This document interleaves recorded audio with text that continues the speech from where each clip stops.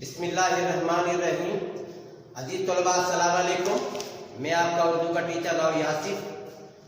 آج بیٹے ہم سبق قدر عیاض کا پیج نمبر 89 پڑھیں گے۔ میں اس کی ریڈنگ کروں گا اور اس کے اندر جو مشکل الفاظ آئیں گے اس کے معنی بتاؤں گا۔ اس کے بعد بیٹا آخر میں سوال نمبر 1 اس کا پہلا دوسرا تیسرے جز کے میں آپ کو جوابات بتاؤں گا۔ تو توجہ سے بیٹا آپ نے سبق کی ریڈنگ سننی ہے اور مشکل الفاظ کے معنی سننے ہیں۔ سبق شروع کرتے ہیں اب ہم۔ یہ نہیں کہ چھوٹا چودھری یا اس کے گھر والے مہمان نواز نہ تھے، انہیں صرف اس بات کا یقین نہیں تھا کہ ان کی مہمان نوازی ماسٹر جی کو موافق بھی آئے گی یا نہیں۔ موافق کے معنی راز۔ بہرحال انہوں نے اپنی تواضع کی ابتدا شروع۔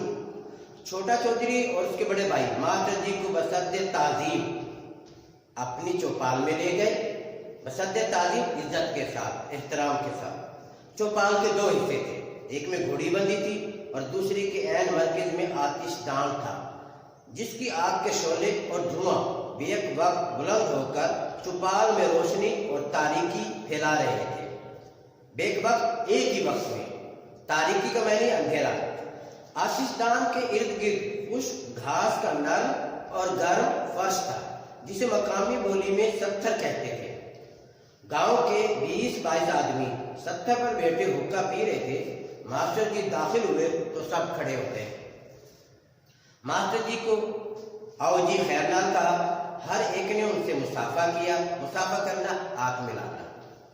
ہر ایک نے ان کے بال بچوں کی خیریت پوچھی۔ ماسٹر جی نے چھوٹتے ہی ذرا شرما کر کہہ تو دیا کہ ابھی بال بچوں کی نوبت نہیں آئی، لیکن ان نامولود کا معنی ہے بیٹا جو ابھی پیدا نہیں ہوئے، وہ بچے جو ابھی پیدا نہ ہوئے اسے کہتے ہیں نامولود۔ اور یہ بورڈ کی ہے معروضی، اس کو انڈر لائن کر لینا ہے۔ یہ بورڈ کی معروضی، یہ بورڈ میں آتی ہے اکثر۔ نامولود جو ابھی پیدا نہ ہوئے وہ بچے۔ اور نومولود کا مطلب ہے وہ بچے جو ابھی پیدا ہوئے ہیں۔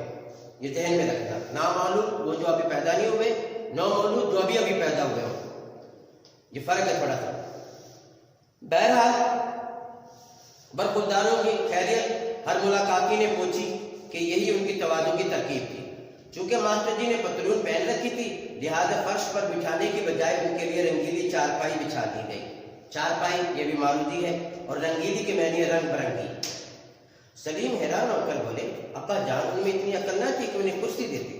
میں نے کہا بیٹا عقل تو تھی، کرسی نہ تھی۔ سلیم نے فیصلہ کن انداز میں کہا، اگر کرسی نہ تھی تو چودھری کس بات کے تھے؟ میں نے کہا ایک تو چودھری ذرا چھوٹی قسم کے تھے اور دوسرے گاؤں میں چودھری پن کی نمائش کرسیوں سے نہیں کی جاتی۔ سلیم دیہاتیوں کی کوئی غلطی کوئی کمزوری پکڑنے پر تلا ہوا تھا۔ بولا مگر کوئی گول کمرے میں گھوڑی بھی باندھتا ہے۔ میں نے سلیم کو سمجھایا اگر گھوڑی کے لیے کوئی علیحدہ مستقل کمرہ نہ ہو تو پھر وہ بھی گول کمرے میں رہتی ہے۔ علاوہ ازیں گاؤں کے کمرے اتنے گول بھی نہیں ہوتے۔ سلیم طنز کو پا گیا، سمجھ گیا اور بولا گول کمرہ تو ویسے نام پڑ گیا ہے، ہمارا اپنا گول کمرہ بھی تو چوکور ہے، مگر بات یہ ہے کہ ڈرائنگ روم میں گھوڑے گدھے کا کیا کام؟ ڈرائنگ روم کہتے ہیں بیٹھک کو۔ میں نے ہنس کر کہا بیٹا دیہاتی لوگ اتنے مہذب نہیں ہوتے۔ مہذب کے معنی سلیقے والے، تہذیب یافتہ، سلیقے والے۔ کہ ڈرائنگ روم میں کتے لے آئے، وہ گھوڑوں ہی سے گزارا کر لیتے ہیں۔ علی بخش مسکرایا، سلیم کسی قدر چکرایا، لیکن کہانی بہرحال اشتیاق سے سن رہا تھا۔ اشتیاق کا معنی شوق سے، توجہ سے، شوق سے۔ پھر کیا ہوا؟ پھر گاؤں کا نائی ماسٹر جی کے پاؤں دابنے لگا، یعنی دبانے لگا۔ ایک نوکر کو دوڑایا گیا کہ ان کے لیے تازہ مکئی کے بھنے بھٹے بنوا کر لے آئے۔ سلیم جھٹ بول اٹھے، ابا جان مکئی کے بھٹے تو پکنک پر کھائے جاتے ہیں۔ یہ پکنک بیٹا انگلش کا لفظ ہے، پکنک انگلش کا لفظ ہے PICNIC۔ اس کا مطلب ہے سیر سپاٹے کے لیے جانا، سیر کے لیے جانا، سیر و تفریح کے لیے جانا۔ گھر میں تو چائے پلائی جاتی ہے، وہ لوگ اتنی بات بھی نہ جانتے تھے۔ میں نے کہا یہ گھر میں پکنک منا لینے کی غلطی دیہاتیوں سے اکثر ہو جاتی ہے۔ बहरहाल मास्टर जी ने खुद उनकी इस्लाह कर दी, दुरुस्ती, इस्लाह के मैंने ये दुरुस्ती, और भुट्टे का नाम सुनकर कहने लगे ये तकलीफ ना करें, हो सके तो एक प्याली चाय पिला दें, जरा सर्दी भी है। सलीम ने फौरी तायद की, बात भी ठीक थी, वक्त जो चाय का था। मैंने कहा बात तो ठीक थी, बशर्ते कि उनके घर चाय भी होती। इस मकाम पर सलीम मियाँ तेजी से सवाल करने लगे और हमारी कहानी ने मुकालमे की शक्ल इख्तियार कर ली। मुकालमा गुफ्तगू, बातचीत, मुकालमे के मैंने गुफ्तगू या बातचीत। चुनाचे फौरन बोले तो क्या उनके घर में चाय खत्म हो गई थी? नहीं बेटा, कभी शुरू ही नहीं हुई थी, उन दिनों चाय अभी देहात में नहीं पहुंची थी। तो क्या उन्होंने मेहमान से साफ कह दिया कि हमारे पास चाय नहीं? कितनी शर्म की बात है। तो बेटा ये था हमारा आज का यहाँ तक सबक, जिसको मैंने पढ़ा, उसके जो है मुश्किल अल्फाज आए, उसके मानी भी आप लोगों को मैंने बताए हैं। अब है सवाल नंबर 1। इस सवाल नंबर 1 की बेटा 3 जुज है, पहला, दूसरा, तीसरा। इसके मैं आपको सवालात भी पढ़ के बताऊंगा और इसके आपको जवाबात भी बताऊंगा, ठीक है।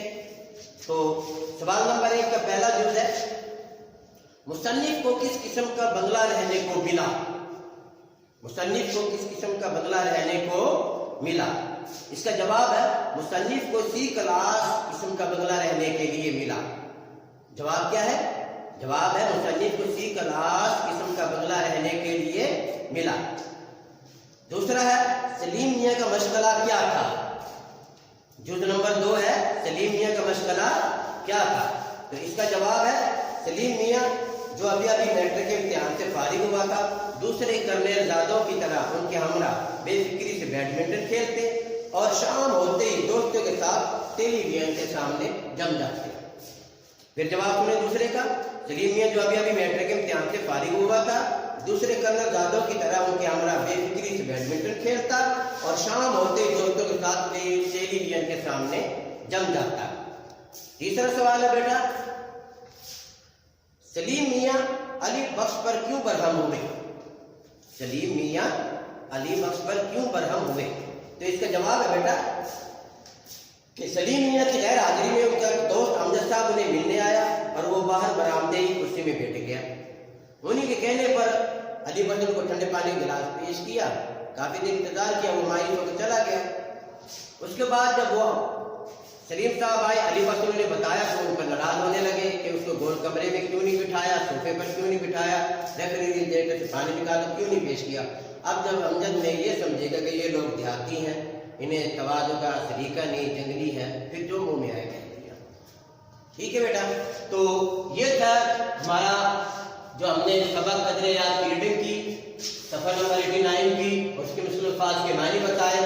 सवाल नंबर 1 का जुज नंबर 1, 2 और 3 की मैंने आपको जवाब बताए। ठीक है ना बेटे? तो ये इसमें से आपको अगर कोई मुश्किल पेश आए तो मेरा व्हाट्सएप नंबर भी आपके पास है, सेल नंबर आपके पास है, तो आप मेरे से डिस्कस कर सकते हैं। और बेटा अल्लाह आप सबका हम नासिर हो। अल्लाह हाफिज़, अस्सलाम वालेकुम।